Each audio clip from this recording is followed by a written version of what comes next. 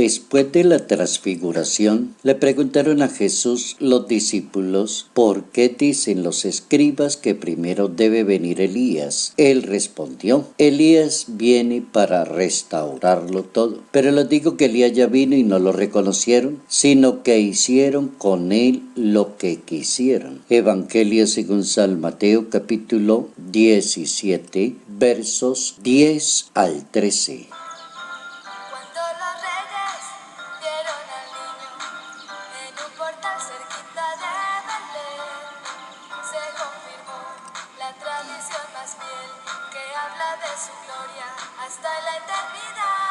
El reto de Jesús de Nazaret es reconstruir la vida en comunidad. Notas amables a la palabra de Dios.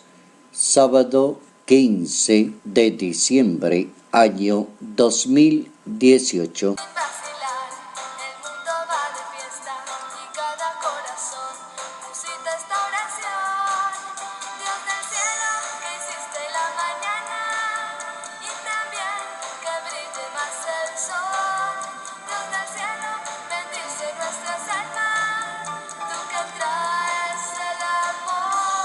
La experiencia de la transfiguración del Señor da punto para entrar a pensar en la reflexión de los discípulos frente a las personas de Moisés y de Elías, que prácticamente habían planteado una reconstrucción de la misma vida comunitaria, de la vida social, de aprender a convivir como hermanos. El mismo Moisés anuncia los mandamientos de la ley de Dios, centrados en el amor, en la hermandad, en el perdón, en el respeto del uno para con el otro. Vista esa experiencia desde el ambiente de la Sagrada Biblia, viene una pregunta a Jesús de Nazaret.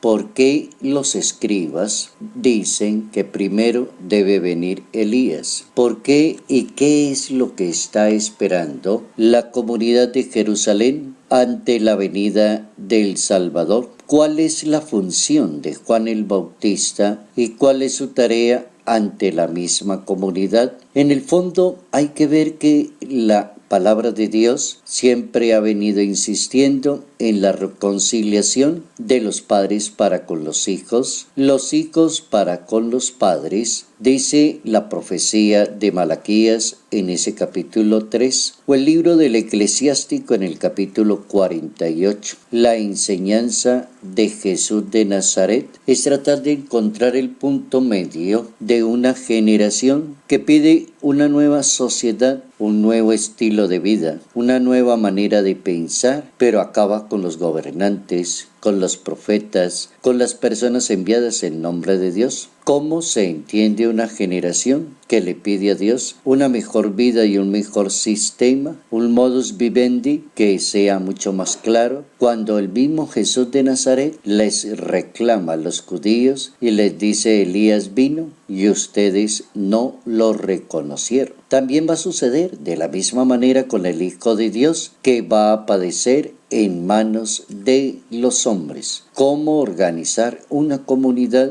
y cómo reconstruir una comunidad centrada en el amor a Dios y en el amor a los demás. Y ese es el proyecto que vino a traer el Hijo de Dios. Vino a implantar su reino y a traducir lo que su Padre Celestial más deseaba para la misma comunidad, que viviéramos como hermanos, que aprendiéramos a entendernos los unos con los otros, que cuando se trata de plantearle a la sociedad una convivencia familiar es bien complicado. Y es bien complicado porque entran otros tipos de pensamiento y otras generaciones que van aprendiendo. Y entre más vivimos en comunidad, más ponemos conflictos en la vida comunitaria, más enredamos el lenguaje, el idioma, y más derechos exigimos, pero no hablamos de deberes. Siempre estamos hablando de derechos y siempre queremos que se nos respeten nuestros derechos y no hablamos de deberes. Los mandamientos de la ley de Dios implican a una persona para vivir en comunidad. ¿Qué debo hacer? Así como el joven le preguntaba a Jesús de Nazaret, ¿qué debo hacer para